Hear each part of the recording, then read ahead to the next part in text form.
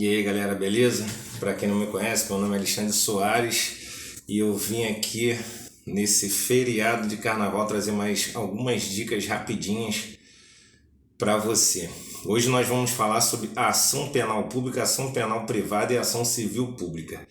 Você que não é inscrito no meu canal ainda, se quiser, você aperta aqui embaixo, se inscreve no meu canal e você vai ter o privilégio de imediato ter dicas super valiosas para o seu concurso, beleza? Então vamos lá, antes de eu adentrar aqui no assunto, eu gostaria de que você visse algo sobre o estrito cumprimento do dever legal e da legítima defesa. Por quê? No ano de 2020, né, o ex-ministro Moro, ele enviou ao Congresso Nacional o pacote anticrime. Foi em 2020 ou 2019, depois dá uma olhada lá.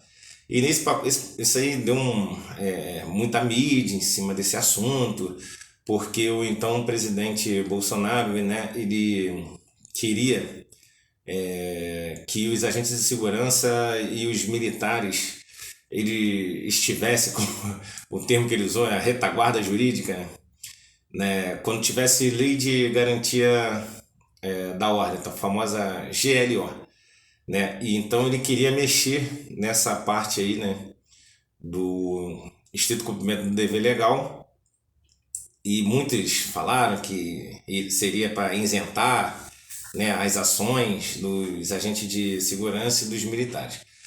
E nesse mesmo tempo aí, o então governador eleito do Rio, Wilson Witzel, famoso 2W, né, que a gente chama ele aqui, ele disse que não precisava, né, mexer nessa parte porque caso estivesse ali um miliante portando um fuzil, o- os agentes de segurança, os militares poderiam abater esse esse miliante aí e dentro da legítima defesa ele conseguiria ali, né, se safar.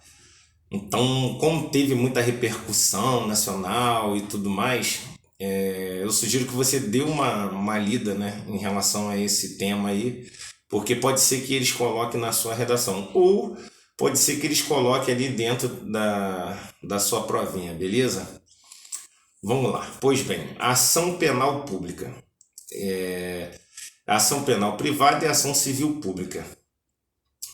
Como introdução, eu gostaria que você lembrasse que lá do artigo 5º, inciso 35 da Constituição Federal, que diz que a lei não excluirá da apreciação do judiciário lesão ou ameaça a direito. A ação penal é um direito de pleitear do Estado juiz uma pretensão jurisdicional sobre um fato relevante.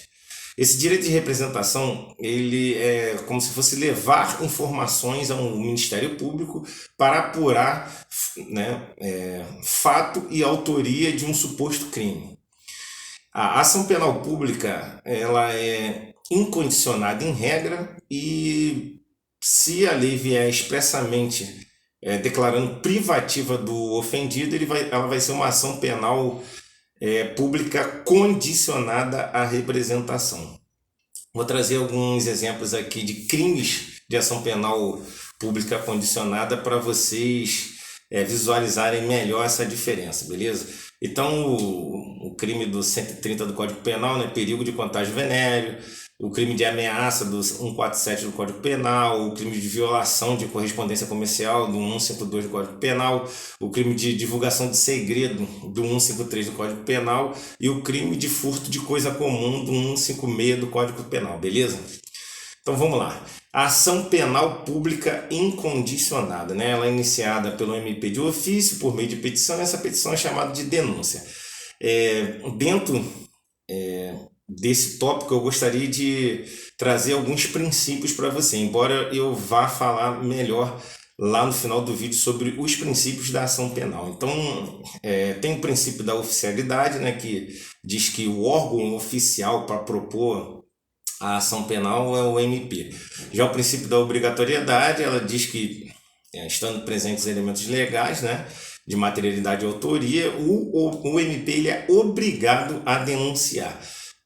Salva as exceções lá da Lei 9099 de 95 dos juizados especiais criminais, ok? E o princípio da indisponibilidade, né? Onde diz que o MP ele não pode desistir da ação penal, beleza? Então vamos lá. Agora eu vou falar sobre a ação penal pública condicionada à representação, né? A vítima, o seu representante legal, ela representa o MP, né? E solicita a abertura de investigação. Uma observação que eu quero deixar para vocês aqui, que se a vítima ela não quiser representar, o MP não pode iniciar o processo criminal, né? Nesse crime de ação penal pública condicionada à representação. Já vi várias questões nesse sentido. Tem também a questão do ministro da Justiça, também poder requisitar a abertura de investigação nos crimes cometidos por estrangeiros contra brasileiro fora do Brasil, contra a honra cometidos contra o chefe de governo estrangeiro e contra a honra praticado contra o presidente da República, beleza? Então vamos falar agora de ação penal privada. A ação penal privada, né, a vítima ou representante apresentando a petição ao Ministério Público e é apelidada de queixa-crime, né? Anteriormente eu falei que a ação penal pública incondicionada, o apelido da petição do MP de ofício seria a denúncia. Aqui o apelido da petição é queixa-crime, né, pela vítima ou representante. Exemplos de crimes de ação penal privada: calúnia, injúria e difamação, beleza? Existe também a ação penal privada personalíssima. Nesse caso aqui é exclusiva do ofendido. Então, esse ajuizamento ele não pode ser pelo representante legal nem pelo sucessor por morte ou ausência do ofendido. Então, aqui é exclusiva do ofendido, diferentemente da ação penal privada, que pode ser a vítima ou o seu representante, beleza? Já a ação penal privada subsidiária da pública, ela está prevista lá no artigo 5º, inciso 59 da Constituição Federal, é uma cláusula pétrea, ela nasce, né, quando o MP não oferece denúncia no prazo legal. Então, o ofendido ou seu representante legal, eles solicitam ao Ministério Público a abertura de investigação, beleza? Em relação aos prazos, o prazo, regra geral, é 5 dias réu preso e 15 dias o réu solto. Já na lei de economia popular, então são 2 dias réu solto ou preso. Na lei de abuso de autoridade, 48 horas, o réu solto ou preso. Na lei de drogas, 10 dias, o réu solto ou preso. Em relação ao prazo decadencial do ofendido, 6 meses, né? O ofendido tem para apresentar a queixa, a contar do prazo que o MP tinha que oferecer a denúncia ou a saber quem é o autor do crime. Já vi também muito cair na prova do Sebrasco, beleza? Uma observação aqui é que até o crime prescrever, o MP pode oferecer denúncia. Vi também várias questões, né, em crimes inafiançáveis e imprescritíveis, por exemplo, passaram-se, né, contou uma historinha lá, a banca, 15 anos e nada mudou. O MP ele pode entrar com essa ação penal, beleza? Também vi outras questões falando no termo denúncia substitutiva, que no caso a vítima, o seu representante, né, oferecia ali a queixa-crime e o MP ele mudava. Ele alterava a queixa, ele incluía novos réus e novas infrações. O MP ele pode fazer isso, beleza? Até porque o MP ele é dono da ação penal. Pois bem, a ação penal pública subsidiária da pública. Eu falei da ação penal privada, né? Subsidiária da pública, e agora eu vou falar da ação penal pública subsidiária da pública, beleza? Na inércia do MP, nasce, né, no caso, a pretensão de outro órgão estatal ajuizar essa ação penal. Quais são os crimes? Crimes de responsabilidade do prefeito, né? Na inércia do PGJ, o PGR ele pode propor. Nos crimes contra o sistema financeiro, no caso, o ofendido ele pode representar ao PGR e o PGR, por sua vez, ele oferta ou ele designa outro órgão do Ministério Público para apresentar essa ação penal. O PGR representa também ao STJ, no caso da inércia dos órgãos estatais, quando há grave violação dos direitos humanos, né? E ele faz esse deslocamento do processo para a Justiça Federal. Nos nas questões de tratados internacionais sobre direitos humanos, ao qual o Brasil ele faz parte, beleza? Para assegurar esse cumprimento dessas obrigações. O procurador do estado, o procurador do município, na hipótese de configuração de crimes contra a ordem tributária, no caso onde os bens jurídicos tutelados é o erário público, ele pode requerer também a representação, né? Quando o MP, no caso, ele não ajuiza a ação ou nem sequer ele determina o arquivamento, beleza?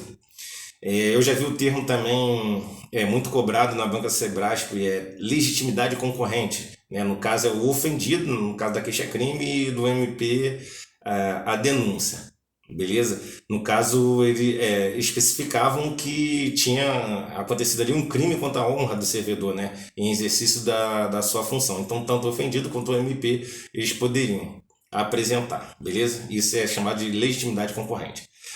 Pois bem, ação penal pública, ação civil pública agora, que eu vou falar com vocês, está prevista na Lei 7347 de 85. Os legitimados para iniciar é o Ministério Público, a Defensoria, União, Estados, DF, municípios, né, autarquias, empresas públicas, sociedade de economia mista e fundações. Então você grava assim, administração direta e indireta, bota todo mundo no mesmo pacotão que facilita, beleza? E as associações, o objetivo aqui é ofender direitos difusos e coletivos.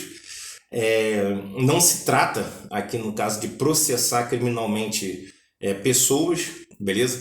Então um exemplo aqui é direito ao meio ambiente, direito ao consumidor e direito à honra e dignidade de grupos raciais, beleza? Uma observação aqui é que uma mesma pessoa ela pode ser processada, né? Tanto no crime de ação penal pública ou privada, que vai ser na esfera criminal, tanto quanto na ação civil pública, que vai ser na esfera civil, beleza?